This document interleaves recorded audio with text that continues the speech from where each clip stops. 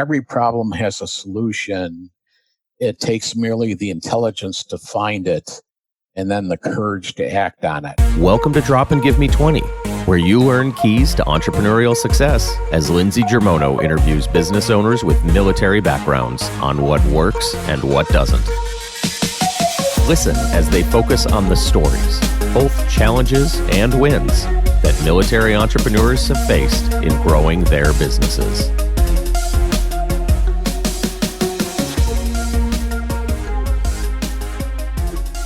Welcome to another episode of Drop and Give Me 20. I am your host, Lindsey Germono.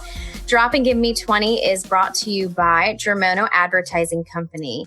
This is very exciting. Paul, you don't know this, but you are actually the last episode of season 1.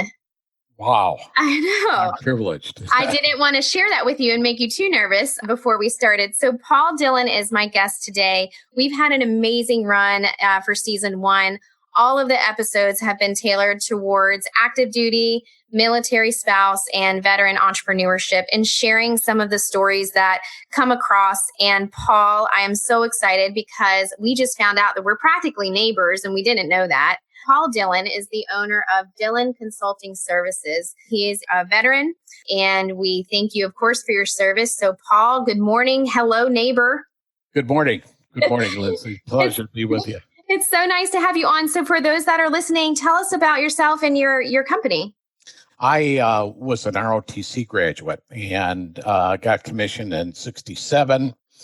In 1967, a long time ago, got a delay to go to graduate school, went on active duty in 1969 and as a second lieutenant, Army, and spent my first year down at the Army Aviation School and Center at Fort Rucker in southern Alabama. And I taught instructor pilots how to teach pilots how to fly, a methods of instruction course. And also I did some research at what was known then as HUMRO, the Human Resources Research Institute organization, which studied man-machine interface systems design for aircraft. Now it's called ergonomics, making certain pilots pull the right controls with feel and all that. And it was very interesting work. And I had a background in aviation and education, although I was non-rated. I wasn't an Army pilot. And back then, I don't know if this is probably still not true because this was long time ago. I was the only non-rated officer, non-pilot ever to teach at the Army Aviation School. From that year, I knew that there was only one place where newly minted first lieutenants, because you got promoted if you kept your nose clean, the first lieutenant after 12 months, were going. And it wasn't Germany, though. Vietnam War was really raging.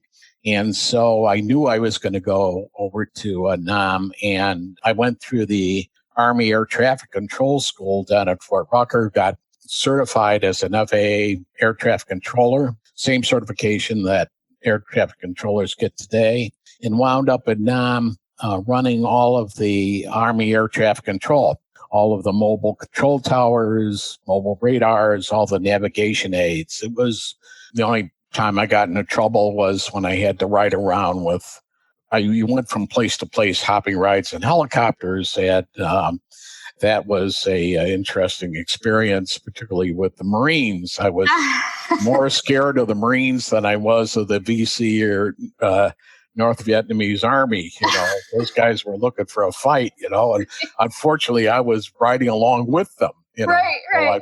So I picked up my 2 Bronze Stars doing that. But it was a very interesting tour. The only the obligation for reserve officers at that point in time was just 2 years of active duty, 6 years of reserves. I never spent any reserve time because when I got out in early 71, the Army was drawing down, and I never spent any reserve time. So that was my stint in the military. Had I not gone to Nam, it would have been enjoyable. Vietnam was not particularly enjoyable, but I learned a great deal, and I was, very proud to this day of being a commissioned officer and serving my country. So that gives you background. And then how did you go from that to consulting? When I came home in 71. You have no idea. People your age have no idea, but we were not just shunned, but we were despised. I mean, I was an officer with a master's degree and I couldn't get a job. And so I wound up working for the state of Illinois for 2.5 years, where I had interned during the summers of my undergraduate career.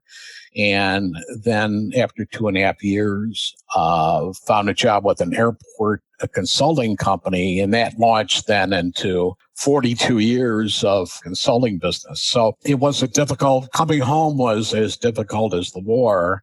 And in 2012, I met General Dempsey, Martin Dempsey, the former chairman of the Joint Chiefs of Staff, when he was in Chicago for a NATO conference. And I was with an organization that hosted lunch for him. And I wound up emceeing the lunch, and he put his arm around me and said, Lieutenant Dillon, he said, it's my job that no soldier, sailor, airman, or Marine will ever be treated in the same way that you guys were treated when you came home from Vietnam so many long years ago. And he put his hand in his pocket and shook my hand and transferred his challenge coin, which I have mounted on my office wall here, along with a lovely letter that he wrote me in 2012. So it was a very difficult time when we came home.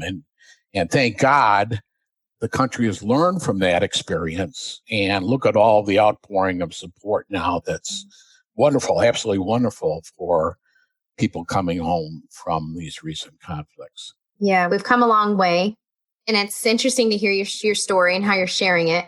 Those that are listening, when they're coming back, sometimes they're separating, sometimes they're, retiring, and they want to seek this path of entrepreneurship, right? For whatever reason. Maybe it's because they don't think that they'll get hired somewhere. So, right, I'll just start my own business or whatnot. You have some hard facts and figures that you wanted to share about the veteran space. And I'd love to hear that in relation to, entrepreneurship, so that those that are listening could feel some encouragement or inspiration.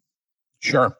Right now, we estimate that there's about 2.4 million veteran-owned businesses in the United States, which represent about 9% of all the small businesses in this country.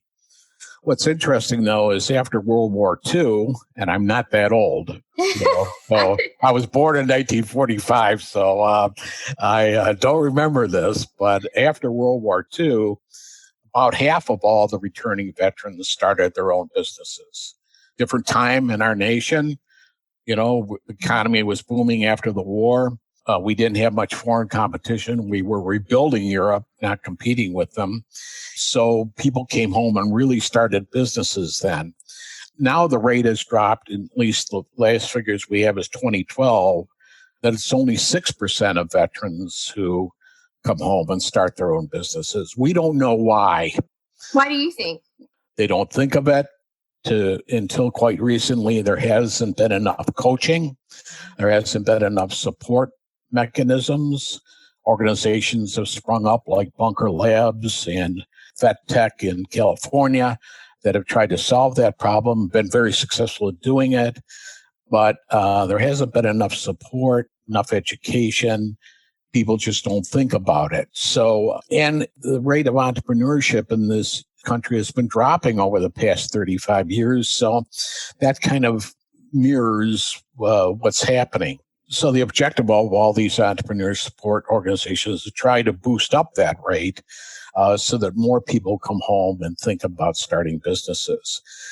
Just over 7% of veteran-owned businesses are started by people under 35 years of age. The rest are older vets, and that makes some sense because people would retire from a job, have fun. Their kids are out of school. They paid off their house. They would have funds to start a business. But younger people have not, and we need to boost that rate up. The Kauffman Foundation, which is a very well-respected entrepreneur support organization, says that 45% of returning veterans want to start their own businesses. Now, I've looked at this, and the range is between 25 and 45%, I think, but only 7% do of the younger veterans. So we need more people to be thinking about starting their own businesses and seek out organizations like Bunker Labs, VetTech, or whatever to get support to go ahead and do that. And how does your company facilitate with someone who, might be interested in entrepreneurship? I'd be glad to refer them on to organizations that really support veteran entrepreneurship and give them some guidance. I was fortunate enough to be the creator of the concept for a veteran support organization, entrepreneur support organization in Chicago at Chicago's 1871 incubator facility. And that materialized into the Bunker, which is now Bunker Labs. And it's run by a very aggressive and intelligent former Navy officer and who's done wonders with this concept. And really, he's the founder of the Bunker at Bunker Labs. And he's launched into more than 15 cities across the United States, one of which is in the Research Triangle of North Carolina. When I came down here in 2013, we started VetStart, and then that morphed into the Bunker RDU. RDU stands for Raleigh-Durham Airport, the call signs for Raleigh-Durham Airport. So if people want to contact me, I can be glad to give them some guidance and refer them on to wonderful organizations that support veteran entrepreneurship. A lot of community colleges around the nation have programs that support veteran entrepreneurship.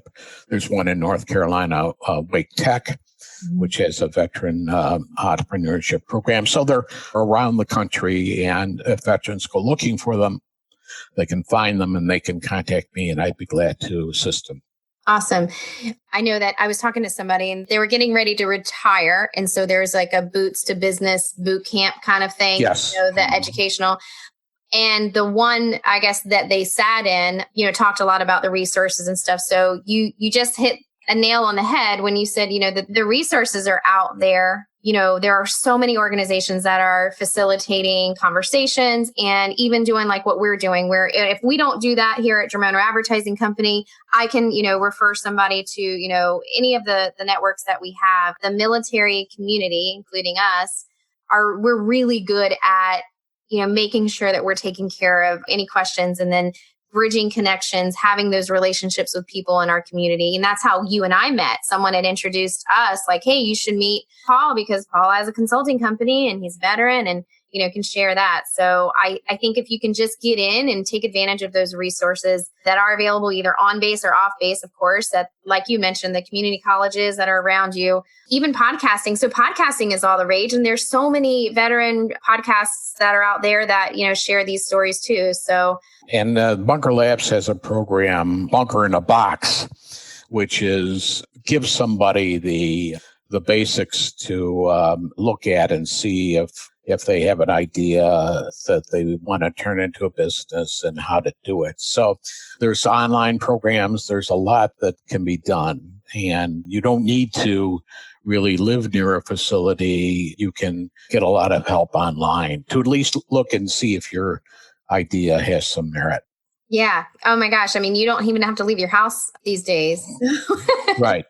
Tell me, when it comes to your business, what are some obstacle that you've, had to overcome and that you wouldn't mind sharing with others? So whether it's because you're a veteran yourself or just entrepreneurship in general. I don't think you have to tell veterans how to overcome obstacles. I mean, because that's part of life in the military is you learn how to get the job done. And there's more than one way to skin a cat, And if you're blocked one way, you sit back, think about it, and look for another avenue. How'd you get what you wanted from your supply sergeant? There's more than one way to do that. My father had a line that I think is basically true. And he said, every problem has a solution. It takes merely the intelligence to find it and then the courage to act on it. And I think for the most part, that is true. And go look for the solution and talk to enough people, try to find the solution, and then have the guts to go ahead and act on it. And I think that that's a good mantra to operate from. And I think largely that's the case. There are some problems in life that you really can't overcome, some health problems or whatever, but for the most part, I think you can, So I know when I left the accounting firm, I had to fish around, try several different things, ideas. Some worked, some didn't, and wound up with this idea of helping veterans. And just came about through happenstance. It wasn't something I intended to do. And that's how many businesses start. People come across an idea, a need that the market isn't fulfilling, and they have an idea for creating a business to fill it. So that's kind of what happened here with my little venture. And it's not little because you've been doing it for quite some time, and you've helped a lot of people.